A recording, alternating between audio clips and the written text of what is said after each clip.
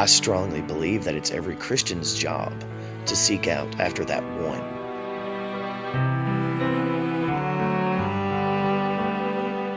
When I first started doing ministry and preaching, and I was licensed a Baptist preacher, and I was going to a Baptist Christian college, I tried the whole, typical traditional method, and, I was doing the, Sunday church services and focusing on the church people, and I felt empty.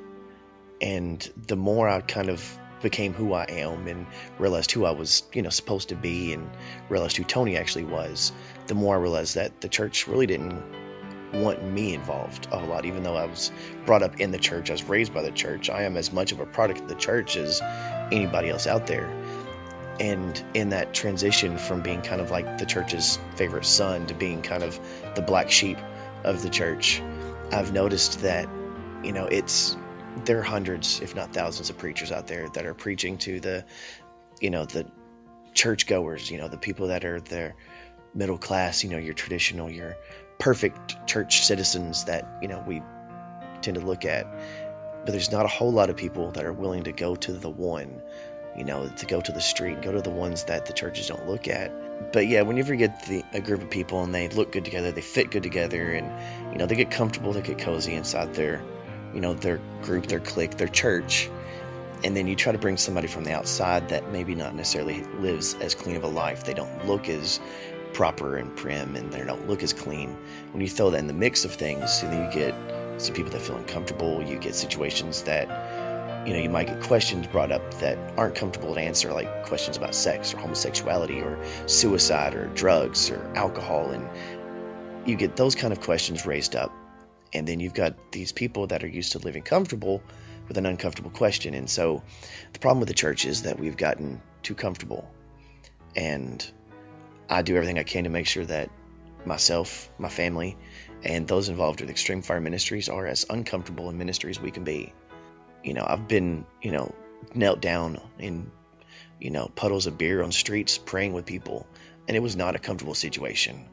On a dark street in New Orleans, praying with this kid that looks a lot like me, but was from a city and from an area that I know he wasn't coming from the same place as me. But like I've said 1,000 times, Christ wasn't comfortable on the cross when he died for us. I strongly believe that it's every Christian's job to seek out after that one. Because if you reach just one person in your life, that one person might be the one. They might be the next Billy Graham. They might be the one to start a revolution in this country. Our generation and the younger generations, they're not content with just a weekly worship service. They're not content with just meeting inside of a church. They see the flaws inside the church. They're not happy with that. They're hungry. They're hungry for a truth. They're on fire. They're wanting something more than just a weekly service that says, you're going to be okay. Just, pretend like nothing's wrong and move on with your life. They want the truth, whether it hurts them, whether it makes them happy, whether it makes them sad. They want something real. We believe that the body of Christ should be unified as a whole. And in doing so, it requires working with denominations and groups and segments of the Christian faith that don't necessarily view things the same way as you, and don't necessarily want to do things the same way in the same method as you. You might not agree with the way they're doing things, but they're on the same team as you. And if you have to kind of meet them halfway in order to achieve something together, then that's what it takes.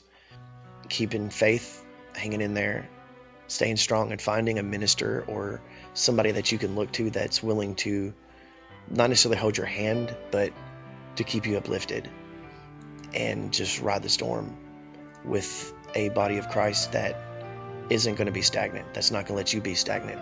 That's going to keep you strong and keep you moving forward. And you stick with them and keep your faith, keep your eyes on God, and ride the storm. And before you know it, you're going to be in clear waters, and your life will never be the same. And it's a gradual process. It's not something that happens overnight. And it happens so gradually that a lot of times you don't realize it. But it takes faith, but it also takes being involved in a body that is going to keep you uplifted and not let you backslide and not let you be stagnant, but make sure that you have a place. And so I strongly urge people that, No, try to find that, you know. And a lot of times, sometimes it's just through email, you know. Sometimes it's actually being involved and being there, but keeping your faith and realizing that you're not alone, that there are plenty of Christians out there. They're just looking for that one person that's got enough guts to stand up and speak a voice. And once that happens, then there's others that'll follow.